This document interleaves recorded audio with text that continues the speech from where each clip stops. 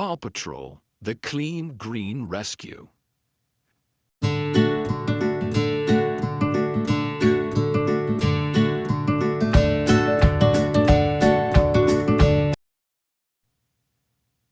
It was a sunny day in Adventure Bay, and the Paw Patrol was busy fixing up Main Street Park. They were planting flowers and trees and picking up litter.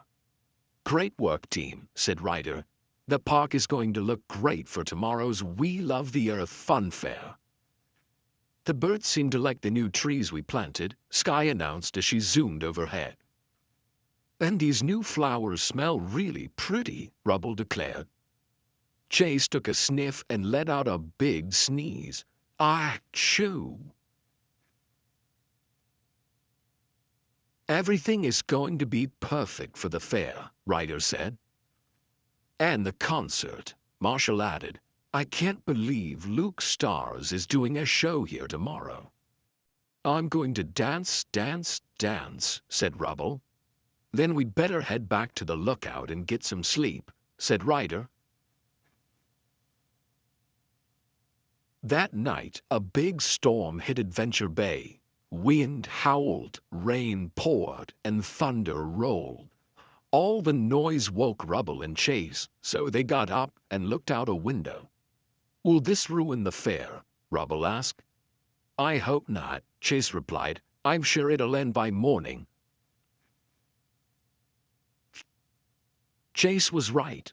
By morning, the rain had stopped and the sun was shining. But the storm had done some damage. Ryder got an emergency call on his pup pad. It was Farmer Al. "Lightning struck our big oak tree last night," he said. "It fell across the road. We won't be able to get to the fair tonight." "Don't worry, Farmer Al," said Ryder. "The Paw Patrol is on the roll." Ryder called the team to the lookout. Rubble was dancing with excitement. "Do you want us to get ready for the concert?" he asked.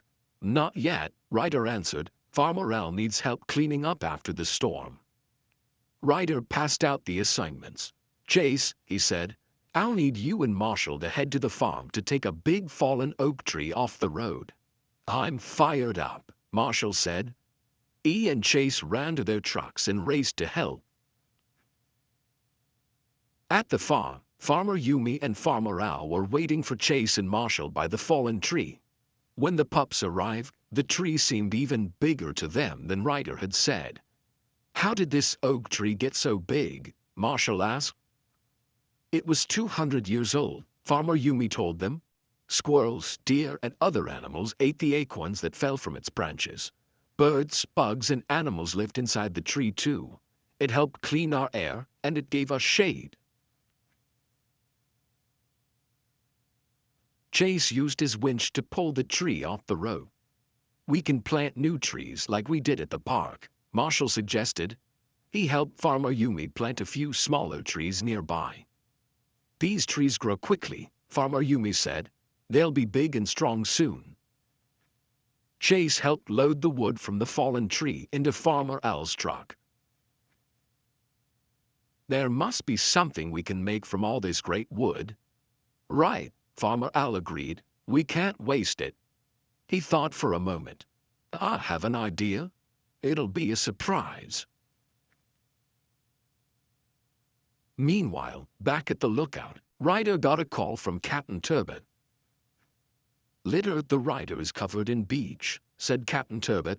Ryder, the beach is covered in litter from the storm." "We're on it," Ryder replied, then turned to the pups. "Rocky, bring your recycling truck to the beach," he said. "We need to pick up all the trash that landed there from the storm." "If there's trash on the beach, it's probably in the water too," Suma replied. "I can help." "That's a great idea," said Ryder. "In fact, maybe we should all go and pitch in." Just then, Chase called Ryder on his pup pad. "Marshall and I have cleaned up the farm, Ryder, sir. What else can we do to help?" "Great job, pups," Ryder said. "Join us on the beach. We have to clean up there, too." "We're on the case," Chase exclaimed. Chase and Marshall rolled up to the beach, ready to help their friends.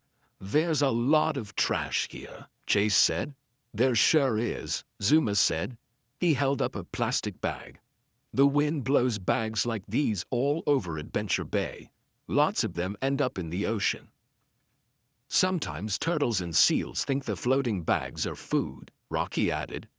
"Then we'd better clean this up right away," said Chase. Captain Turbot and the pups got to work. Rocky set up recycling stations and showed his friends how to sort the litter. "Marshall," said Rocky, "can you stack the cardboard and paper? Chase, pick up all the plastic you can find. Don't touch anything that looks sharp or dangerous." Zuma set out in his hovercraft. He threw a net into the water and dragged it behind the boat to collect the litter. Zuma returned to the shore, his net filled with litter. The pups recognized things in the net that they used every day, like straws, plastic soda can rings, water bottles, and snack bags. "Seabirds and fish could get tangled in trash that ends up in the water," Rocky said. "We should recycle all this plastic and keep it out of our water for good." With everyone working together, the last of the litter was picked up and sorted. "Great work, pups," said Ryder. "Positively perfect," Captain Turbot agreed. "This big beach is beautiful again." "And just in time," said Chase. "The fair is about to start." "And the concert," Rubble added excitedly. Then Ryder received another call.